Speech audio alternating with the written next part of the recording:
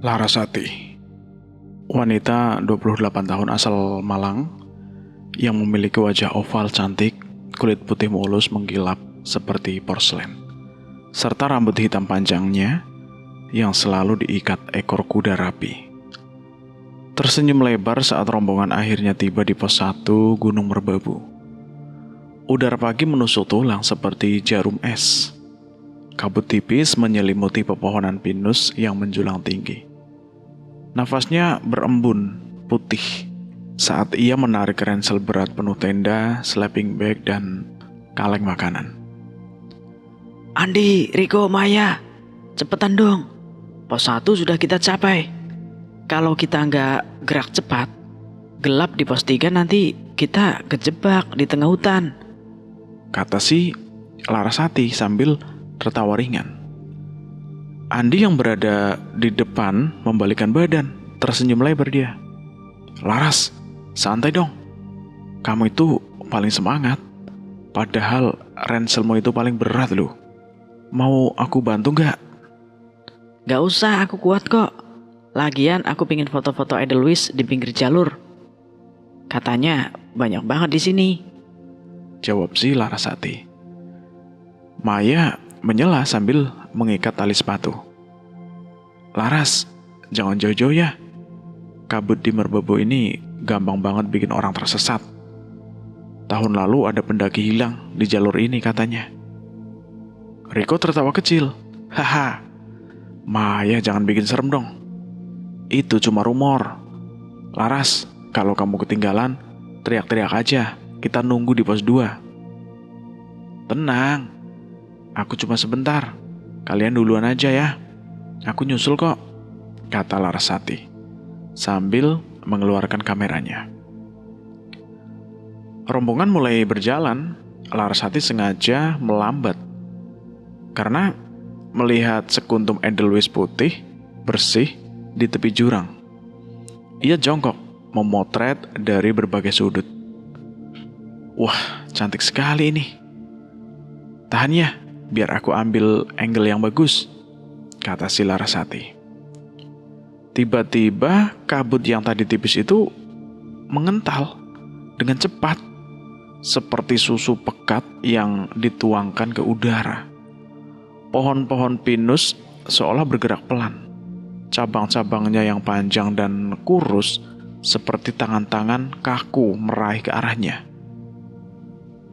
Angin berhembus dingin, membawa bau tanah basah yang aneh, campuran amis darah segar dan busuk. Tunggu! Andi, Maya, Riko! Jangan tinggalin aku! Teriak Larasati dengan keras. Suaranya langsung tertelan kabut tebal, hanya gema samar yang kembali ke telinganya. Ia mempercepat langkah, nafasnya mulai tersengal. Jalur setapak yang tadi jelas kini bercabang 3 arah yang aneh. Tanah licin penuh lumut hijau basah. Andi, di mana kalian? Halo, jawab dong. Dia memanggilnya lagi. Suaranya mulai gemetar. Hanya angin yang menyahut. Lalu terdengar suara ranting patah pelan di belakangnya. 1, 2, 3 kali. Semakin dekat. Bulu kuduk Larasati berdiri semua. Ia merasa ada yang mengawasi. Bayangan hitam tinggi tak bergerak berdiri di antara pepohonan. Tak seperti manusia biasa, terlalu tinggi dan terlalu diam. Siapa di sana? Jangan main-main, teriaknya sambil memegang tongkat trekking pole erat-erat. Malam turun sangat cepat. Larasati menyalakan headlampnya. Cahaya putih hanya menembus kabut 2-3 meter saja. Kakinya lelah, perutnya keroncongan. Ia duduk di batang pohon tumbang yang basah dan dingin. Halo, Andi, Riko, Maya, kalian dengar nggak? Saya tersesat di jalur setelah pos 1. Sinyal hilang total. Tolong balas ya. Katanya berulang kali ke HT yang ia bawa. Tapi hanya desis tastis yang keluar. Angin semakin kencang membawa bau amis darah yang sangat kuat, seperti daging mentah yang dibiarkan membusuk di tempat lembab. Ini pasti cuma kabut biasa. Aku nggak boleh panik. Dia hanya bergumam berulang-ulang sambil memeluk lututnya sendiri. Tiba-tiba terdengar langkah kaki berat mendekat dari kegelapan. "Siapa di sana? Tunjukkan diri kamu!" teriak Larasati sambil gemetar. Suaranya pecah karena takut. Nafas berat kasar semakin dekat. Berat dan basah seperti orang yang terluka parah. Tak ada jawaban. Ia bangkit, berlari membabi buta ke depan. Dahan-dahan tajam mencakar wajah cantiknya, meninggalkan goresan panjang yang langsung mengeluarkan darah segar. Darah menetes di pipi mulusnya, ke dagu, menodai jaketnya.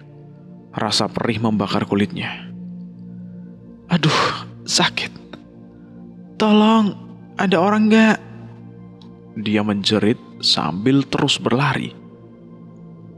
Setelah berlari lama sekali, nafasnya hampir habis, ia melihat cahaya samar kuning redup di kejauhan, seperti lampu minyak dari desa kecil. Pohon-pohon seolah membuka jalan baginya. Cabang-cabang menyingkir dengan sendirinya. Desa itu sangat kuno. Rumah-rumah kayu beratap sirap hitam. Jalan tanah berlumpur penuh genangan air keruh. Penduduk berpakaian serba putih usang yang kotor. Wajah mereka pucat kebiruan tanpa ekspresi. Mata kosong menatap tanpa berkedip. Bau amis darah dan daging busuk semakin menyengat. "Permisi, tolong. Saya tersesat di jalur pendakian Gunung Merbabu. Bisa kasih tahu jalan keluarnya?" tanya Lestari dengan suara gemetar. Seorang anak kecil berusia sekitar 7 tahun. Dia mendekat, tersenyum lebar.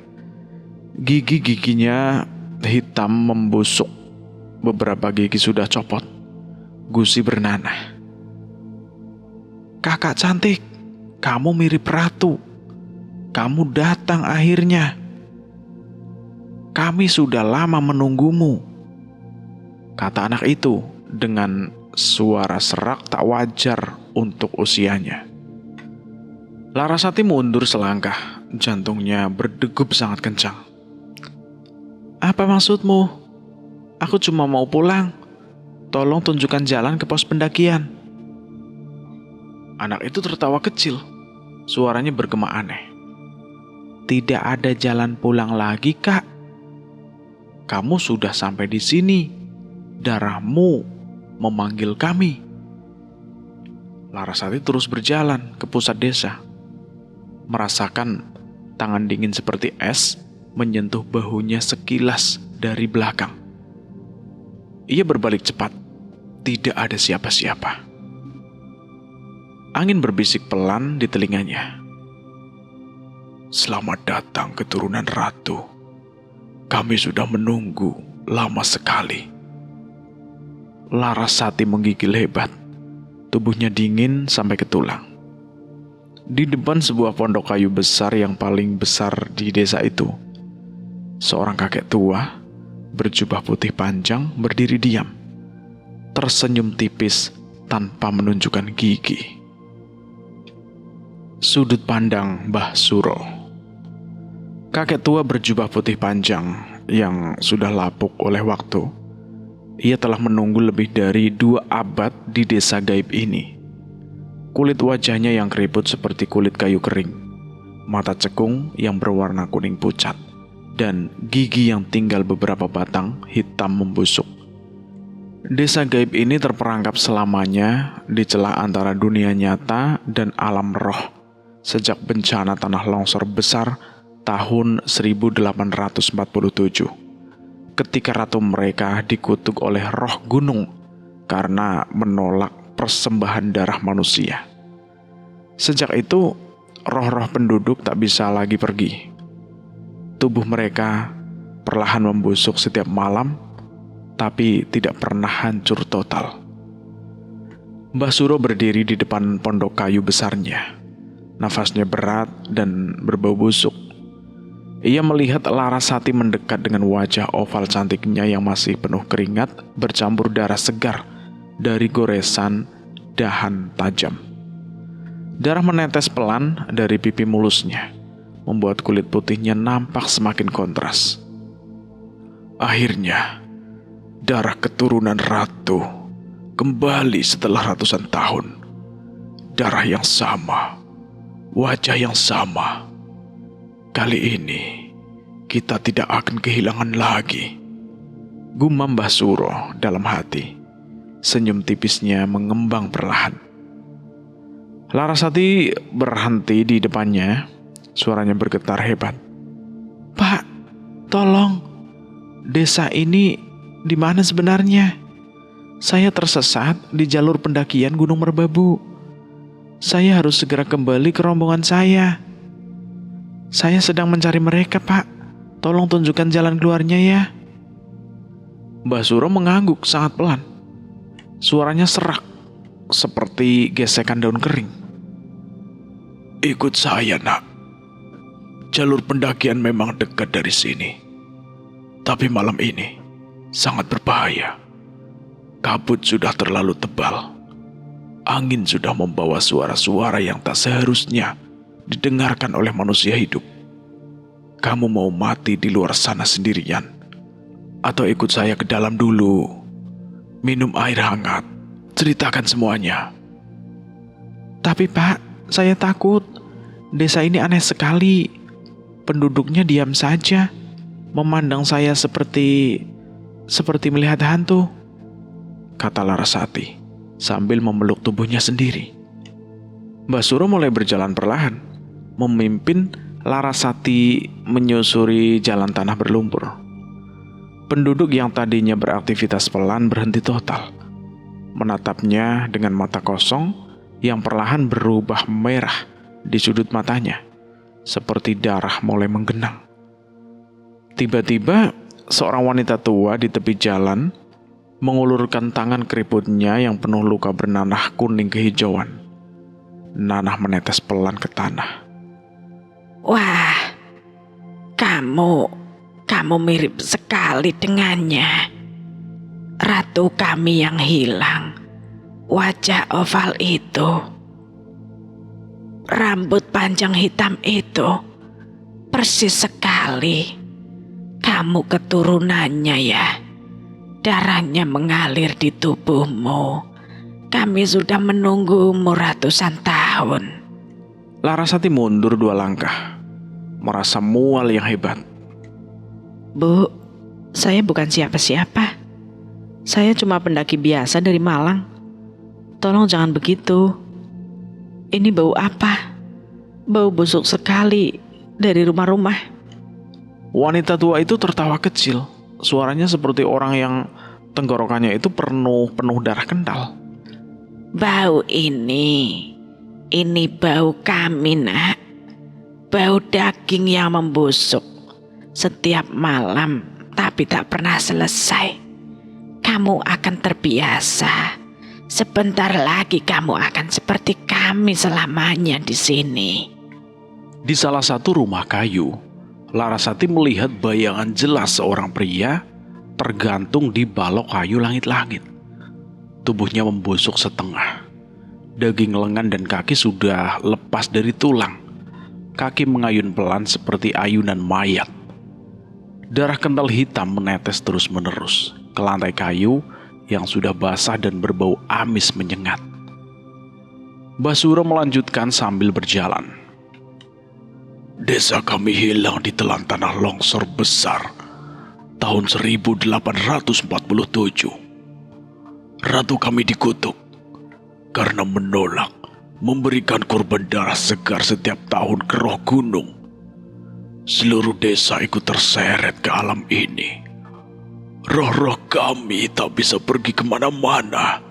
Kami terjebak sampai darah keturunan ratu kembali. Kamu datang karena panggilan darah, nak. Darah nenek moyangmu memanggilmu untuk pulang. Larasati memegang kepalanya yang mulai pusing berat. Saya ingat cerita nenek saya di Malang tentang leluhur perempuan yang hilang di gunung ini ratusan tahun lalu. Tapi ini nggak mungkin. Saya cuma Larasati biasa. Tiba-tiba angin kencang menerpa wajah mereka, membawa jeritan perempuan yang mengerikan, panjang, dan penuh rasa sakit. Jeritan itu terdengar sangat dekat, seperti berasal dari tenggorokan Larasati sendiri. Itu suara saya. Kenapa suara saya yang menjerit seperti itu? Gumam Larasati, bingung, wajahnya pucat. Di sisi lain, Andi berteriak-teriak di tepi jurang yang sangat dalam. Senter menyapu kegelapan. Laras! Kamu di mana, Laras? Laras! Jawab dong. Riko berlutut di tepi tebing. Lihat ranselnya.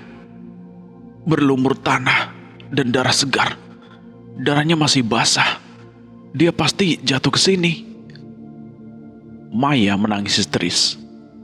Ya Tuhan, tolong Laras. Tim SAR menuruni jurang dengan tali. Saat sampai di dasar, mereka menemukan jasad Larasati yang sudah tergeletak, hancur. Kaki kanannya patah parah. Tulang tibia dan fibula menonjol keluar dari daging yang robek. Darah kental mengalir ke sungai kecil. Kepalanya pecah di bagian belakang. Tengkoraknya retak lebar. Isi otak abu-abu kemerahan mengucur keluar, bercampur darah dan cairan bening. Wajah cantiknya lebam biru hitam. Mata terbuka lebar penuh ketakutan. Mulut menganga seolah masih menjerit saat jatuh. Ketua tim SAR berkata pelan. Mayat sudah mulai kaku. Bau busuk mulai tercium. Kita angkat pelan-pelan, hati-hati. Tulangnya banyak yang patah. Di desa gaib, Larasati berdiri di depan cermin tua berbingkai kayu hitam di dalam pondok Mbah Suro. Ia melihat bayangannya sendiri. Wajah cantiknya mulai memucat seperti penduduk desa. Bibirnya membiru. Ada bayangan luka di pipi yang tak kunjung sembuh. Mbah Suro berdiri di belakangnya, tersenyum semakin lebar. Kamu sudah tidak punya jasad lagi, nak. Tubuhmu sudah hancur di dasar jurang. Yang ada di sini hanyalah rohmu, roh keturunan ratu yang akhirnya pulang. Larasati gemetar hebat. Tangannya menyentuh cermin. Tidak, itu bohong. Saya masih hidup. Saya masih bisa merasakan. Saya masih bisa bernafas. Di sisi lain, para penduduk desa gaib yang berkumpul di balai desa besar. Sebuah bangunan kayu reot dengan atap sirap yang sudah bolong-bolong. Malam semakin pekat. Cahaya obor kuning redup menerangi wajah-wajah pucat mereka yang mulai retak-retak seperti tanah kering. Mereka berbisik-bisik dengan suara serak dan bergema aneh, seperti angin yang berhembus melalui rongga dada kosong. Seorang pria parubaya dengan lengan yang sudah setengah membusuk berkata dengan pelan, Darah ratu kembali. Akhirnya darah yang suci itu datang lagi. Kita bisa bangkit. Kita bisa merasakan sakit lagi. Tapi setidaknya kita tak lagi terjebak dalam kehampaan ini. Wanita tua di sebelahnya yang kulit wajahnya sudah mengelupas, menampakkan daging merah keabu-abuan di wajahnya. mengangguk sambil meneteskan air mata berdarah. Aku sudah menunggu 2 abad lebih. Setiap malam dagingku lepas satu persatu. Cacing keluar dari mulutku saat aku tidur. Tapi sekarang dia datang. Wajahnya persis seperti ratu dulu. Kita harus menyambutnya dengan benar.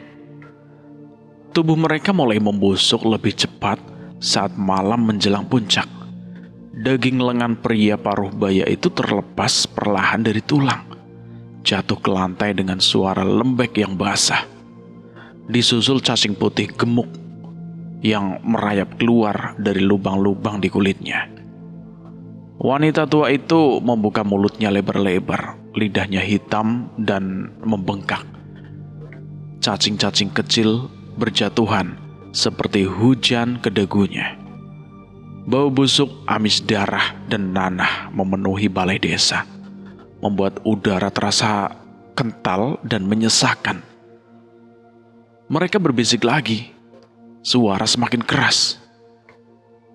Kita harus membawanya ke rumah ratu. Dia harus melihat patung itu. Dia harus ingat siapa dirinya sebenarnya.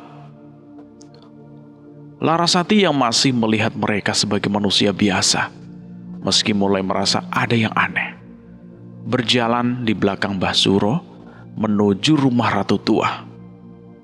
Seorang pria muda berpakaian putih compang-camping mendekat, menyentuh lengan Larasati dengan lembut. Tangan itu dingin seperti es yang baru dicabut dari freezer. Kulitnya licin dan lengket.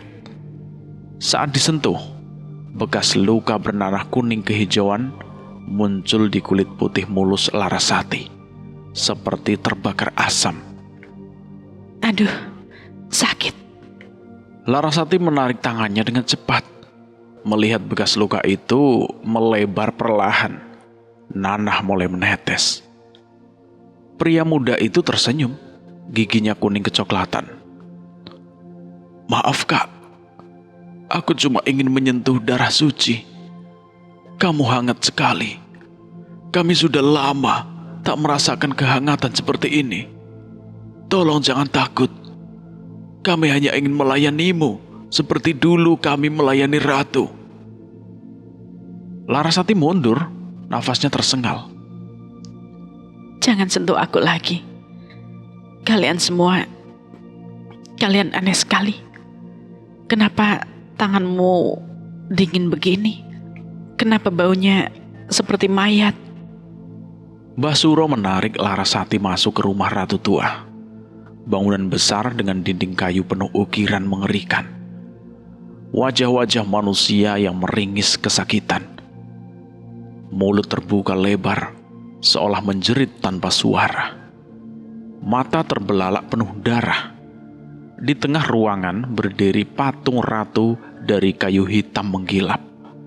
Wajahnya mirip sekali dengan Larasati. Oval, cantik, rambut panjang terurai. Tapi mata patung itu bergerak mengikuti setiap langkah Larasati. Pupilnya melebar seolah hidup. Kamu keturunannya, nak, kata Mbah Suro dengan suara rendah dan berat. Ratu kami mati karena pengkhianatan. Dia menolak memberikan korban setiap tahun ke roh gunung. Karena itu, rohnya terperangkap di sini bersama kami semua. Desa ini longsor di telan bumi, tapi kami tidak mati sepenuhnya. Kami hanya membusuk selamanya, sampai darah keturunannya kembali untuk membebaskan kami lagi, atau mengikat kami lebih dalam. Larasati menggeleng, kepalanya yang tiba-tiba sakit hebat, seperti ada palu menghantam tengkorak dari dalam. Ingatan samar muncul. Suara jeritan perempuan, suara dirinya sendiri, saat kakinya tergelincir di tebing yang basah. Angin menderu, tubuh terhempas. Kakinya tergelincir di tanah longsor, ia jatuh terguling ke bawah jurang. Tubuh menghantam batu pertama. Tulang rusuk retak keras seperti kayu yang patah. Darah muncrat dari mulutnya. Pinggul menghantam batu tajam. Tulang panggul pecah. Rasa sakit membakar seluruh saraf. Lengan patah saat mencoba meraih apa saja. Tulang radius dan ulna menonjol keluar dari daging yang robek. Kepala akhirnya menghantam batu besar. Suara tengkorak pecah seperti kepala dibelah. Darah dan cairan otak menyembur deras. Mata terbuka lebar penuh ketakutan sebelum kegelapan menelan semuanya. Larasati menjerit pelan, tubuhnya gemetar. Tidak. Itu bukan aku. Itu mimpi buruk. Aku masih di sini. Masih hidup. Mbah Suro memegang bahunya dengan erat. Kuku panjang kuning menusuk sedikit kulit hingga berdarah tipis. Itu masa lalu, Nak. Itu yang terjadi pada jasadmu di dunia atas. Sekarang kamu aman di sini bersama kami. Kamu tak perlu takut lagi. Desa mulai berubah di luar. Pohon-pohon pinus di sekitar rumah ratu bergerak sendiri. Ranting-ranting panjang seperti jari kurus mencakar atap pondok. Suara gesekan kayu mengerikan. Dari sumur tua di tengah halaman terdengar tangisan bayi yang pilu. Semakin keras, Larasati mendekat, penasaran. Tapi saat melihat ke dalam sumur, bayangan tangan membusuk, jari-jari hitam penuh nanah dan cacing, mencoba meraih pergelangan tangannya, menariknya ke dalam kegelapan basah. Lepaskan. Larasati menarik tangan dengan keras, hampir terjatuh. Di dunia nyata, tim SAR semakin putus asa di tepi jurang. Andi berlutut menangis. Laras, maafkan kami. Kami gak nemuin kamu lebih cepat, kata Andi sambil berlutut menangis. Riko menemukan jejak darah kering dan sepatu hiking Larasati yang robek parah. Solnya penuh lumpur dan darah. Kita sudah lihat jasadnya tadi. Mata terbuka lebar, penuh ketakutan. Mulut menganga seolah masih berteriak saat jatuh. Tulang banyak yang patah, kepalanya pecah parah. Bau busuk sudah mulai sangat kuat. Kita angkat besok pagi saja. Kasihan keluarganya di Malang, ucap ketua tim SAR sambil menghela nafas berat. Kembali ke desa gaib, penduduk mulai berkumpul di depan rumah ratu. Berlutut satu persatu dengan tubuh setengah membusuk. Daging lepas dari tulang dada, tulang rusuk terlihat jelas. Cacing merayap di perut yang terbuka. Mereka menyembah Larasati. Suaranya serempak pelan tapi mengerikan. Ratu kami, darah suci, pulanglah. Pimpin kami lagi. Bau busuk semakin menyengat, seperti ribuan mayat membusuk dalam ruangan tertutup. Larasati muntah hebat, cairan asam keluar dari mulutnya. Mbah Suro memegang bahunya lebih erat lagi. Kukunya menusuk lebih dalam hingga darah menetes. Kedatanganmu sudah ditunggu ratusan tahun, Nak.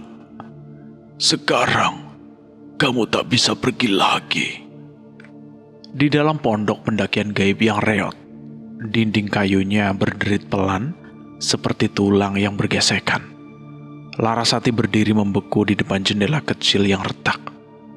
Jendela itu bukan kaca biasa.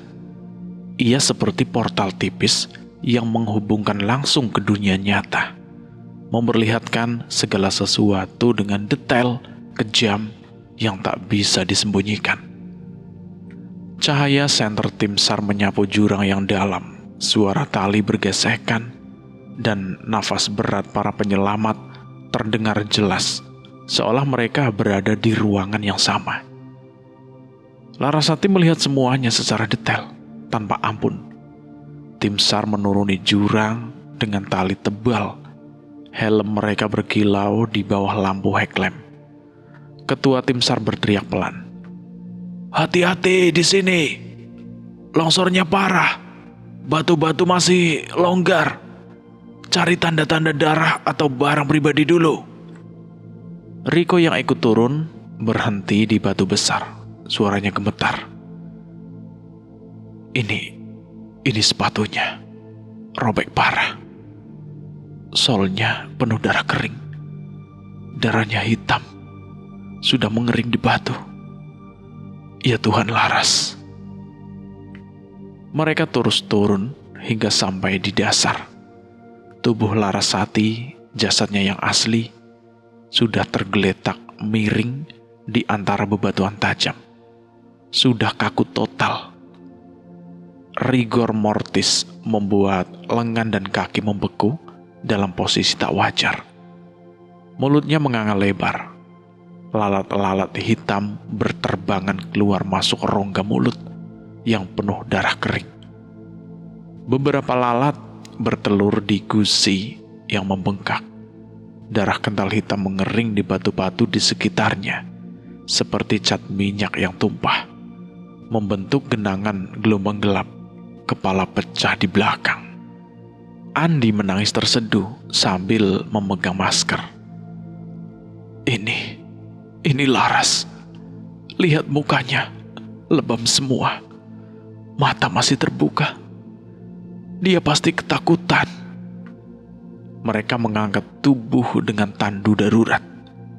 Tulang patah bergesekan, mengerikan. Suara kretek-kretek keras terdengar saat kaki kanan yang robek diangkat. "Angkat pelan-pelan. Jangan sampai tulangnya patah lagi. Kasihan," kata ketua tim dengan suara parau. Larasati di pondok gaib menjerit tanpa suara. Tangannya menempel di jendela portal. Tidak, hentikan. Itu aku. Jangan angkat seperti itu. Sakit. Aku masih merasakan sakitnya. Sebelum kejadian itu semua, panjang menyerbu ingatannya.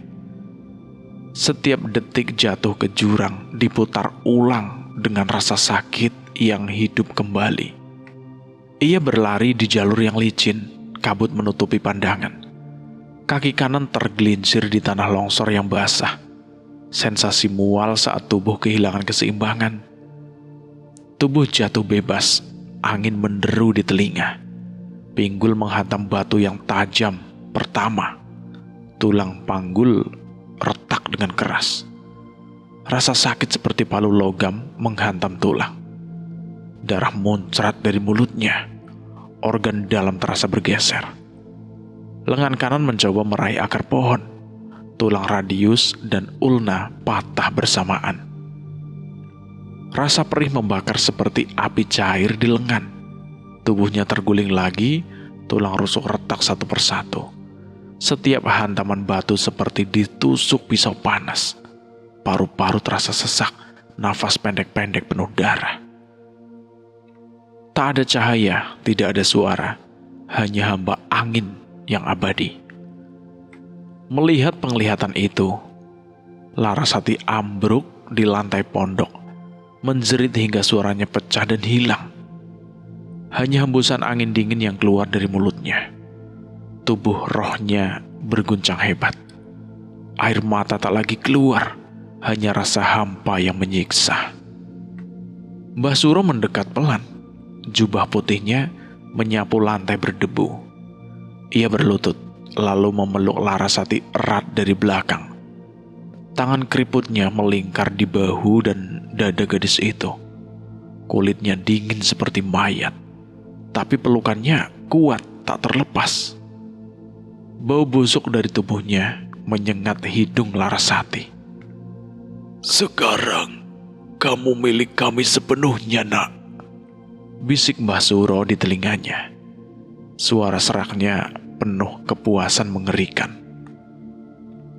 "Jasadmu sudah diangkat, sudah dibawa pulang. sudah dikubur di tanah Malang. Keluargamu menangis, tapi mereka tak tahu rohmu ada di sini bersama kami. Kamu tidak punya tempat lain lagi. Kamu milik desa ini. Kamu milik kutukan ini.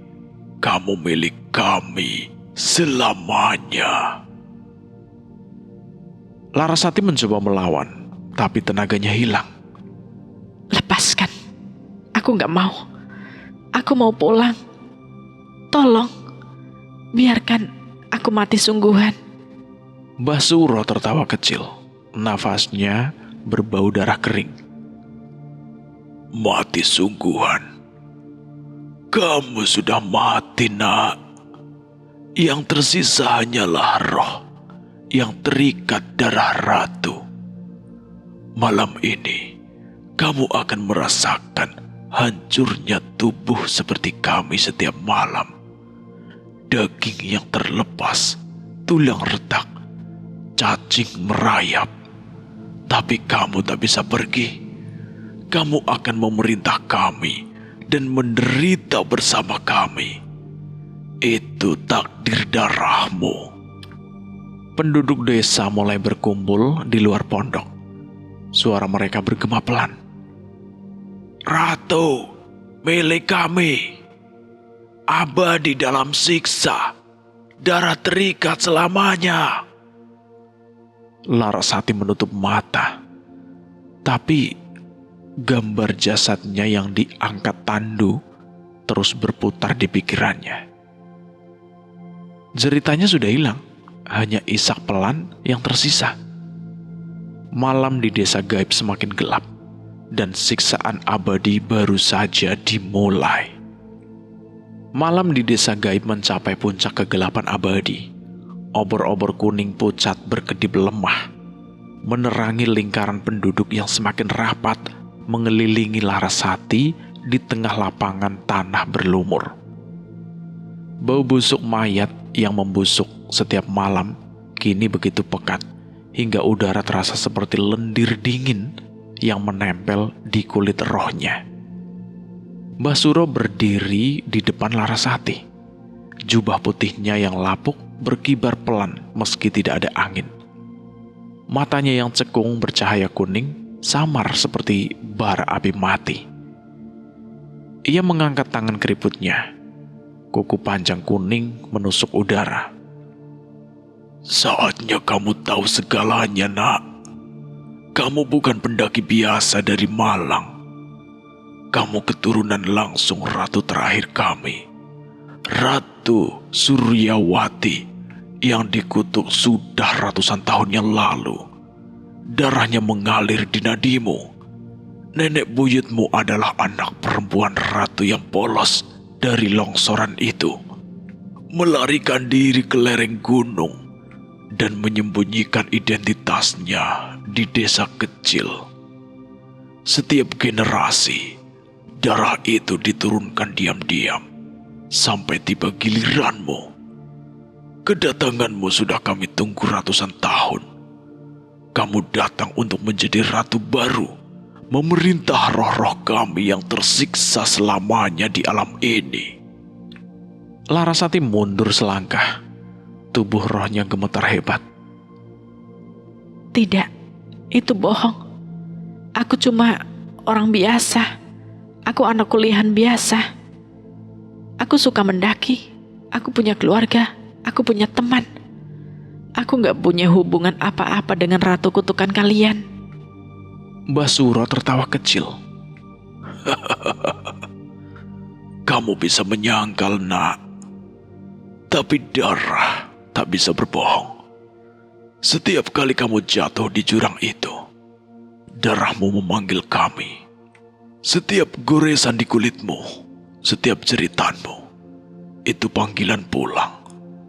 Jasadmu yang hancur sudah dikubur 3 hari yang lalu. Penduduk desa mulai bergerak.